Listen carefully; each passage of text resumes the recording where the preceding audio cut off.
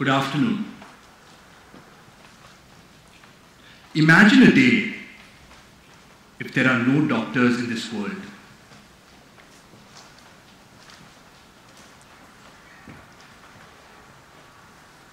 What if you wake up one day and you have a splitting headache for a week? Or your father has a shooting pain in his chest? Is it acidity? Or is it something significantly more serious that requires advice? Who do you reach out to first? A well-qualified doctor. I am the co-founder of Kanya, a medical apparel brand.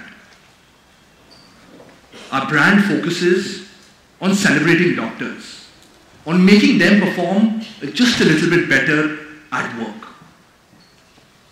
I am fortunate enough to interact with thousands of doctors every day. In the remotest part of India, I am fortunate enough to have a unique insight into their world. Today I'll be speaking to you about three things. One, why do we need doctors today in our life? Number two, the state of the current healthcare system. And number three, what we can do better to improve the current system. Today, healthcare is incredibly crucial in the world we live in.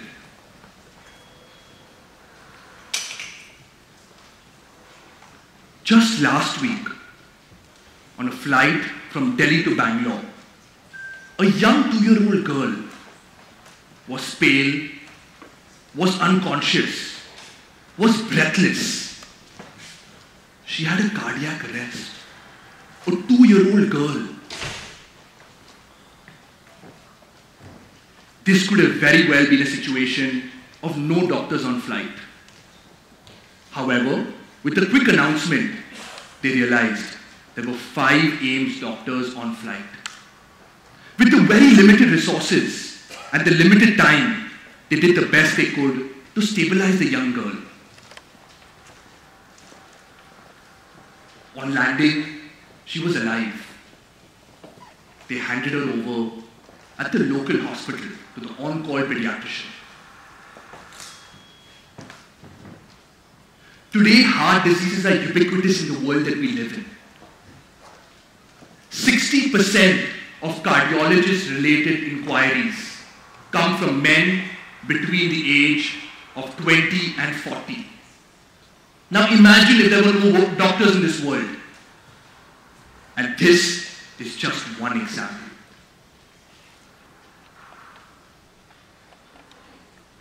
This hit home pretty close as well, when Vanshika, my wife, had to spend a couple of weeks in hospital before the delivery of our 2 children, Dev and Tara.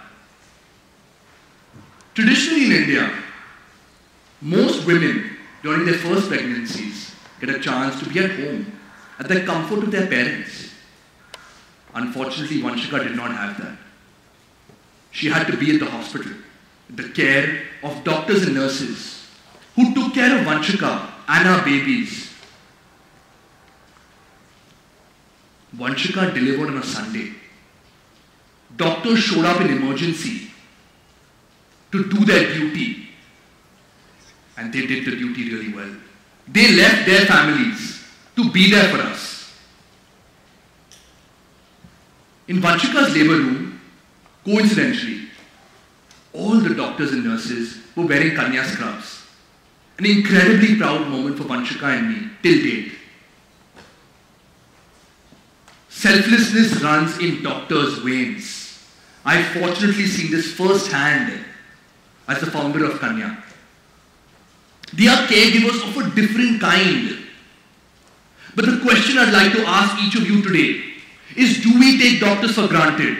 Yes, we do. You do. I do. We all do. But if this continues, this dark day isn't far, where there potentially may not be any doctors.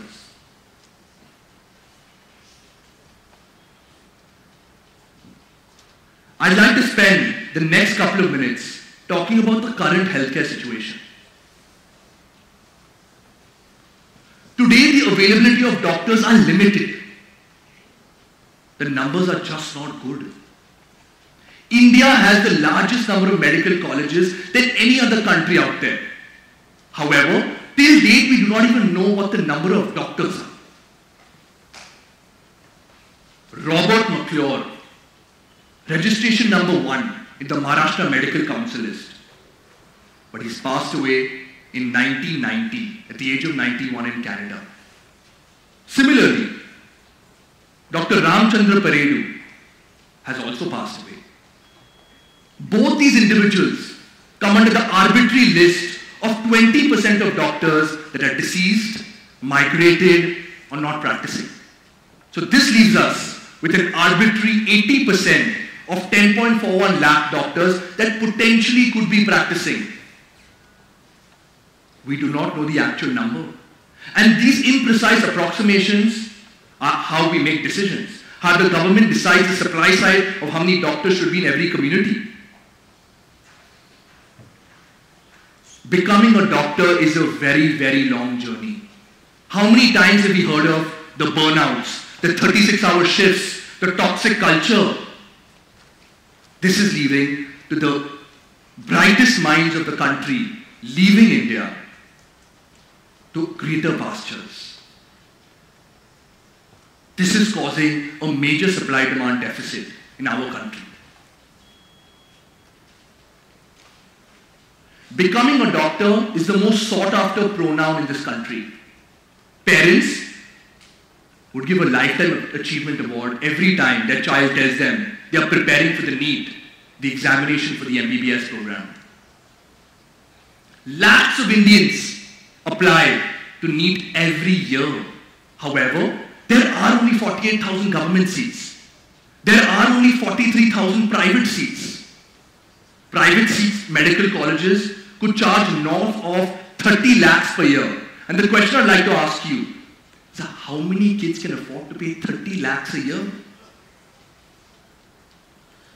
In India, 118 people need to visit a doctor out of 1,000 people in urban areas.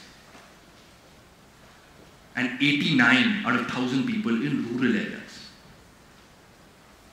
But we have only one doctor for every 1,000 patients. The World Health Organization calls this a wild goose chase. The goose that we're never going to catch.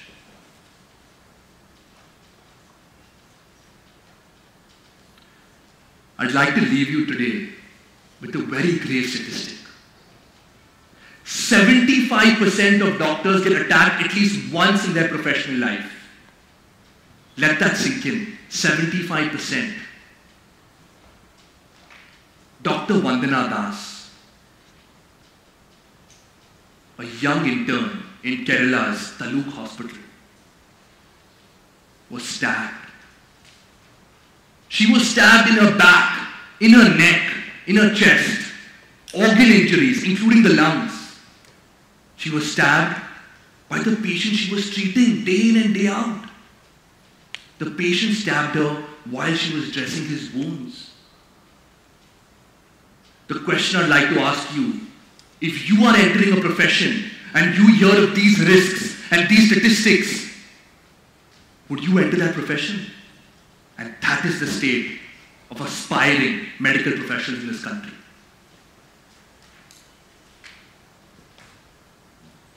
Every time you and I go to a doctor, multiple years get added to our life expectancy. However, the same isn't for doctors. The life expectancy of doctors in this country is 59. The life expectancy of non-doctors in India, which is people like you and me in this room, is 71. Let that sink in. 1,600 doctors lost their life in the COVID-19 pandemic. And we do not even talk about the thousands of lives these individuals saved.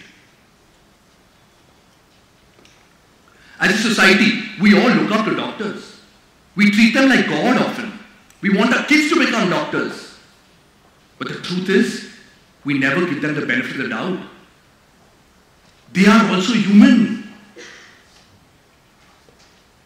And I'd like each of you to rethink your relationship with your doctor.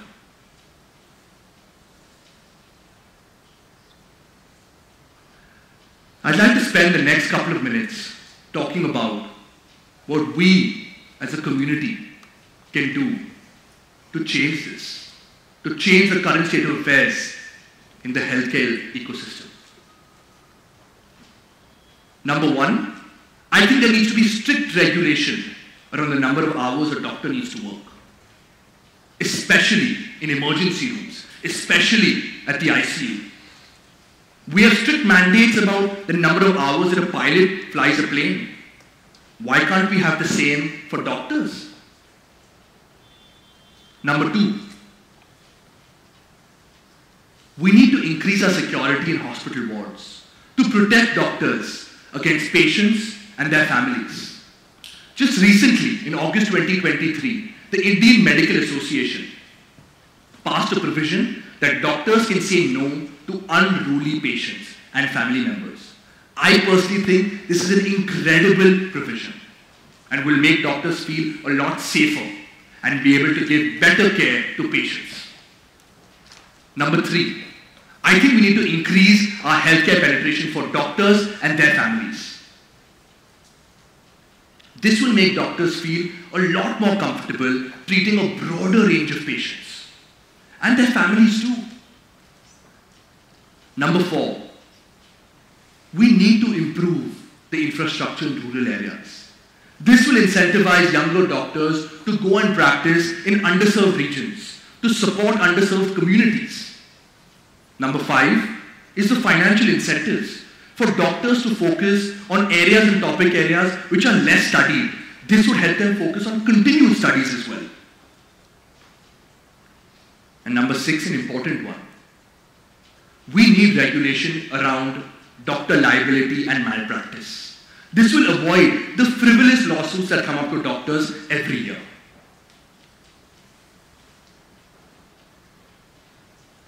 Doctors commit their lives to healing us. Today I'd like to urge each of you to dedicate a small part of your life to healing the very foundation of the healthcare system. Each of us need to invest, empower the doctors, the healthcare system, to make it a more compassionate and a healthier ecosystem. Today, we are at a crossroads of change, of transformation. The decision that each of you need to make is, do you want to be a bystander, a passive bystander, or do you want to be an agent of change?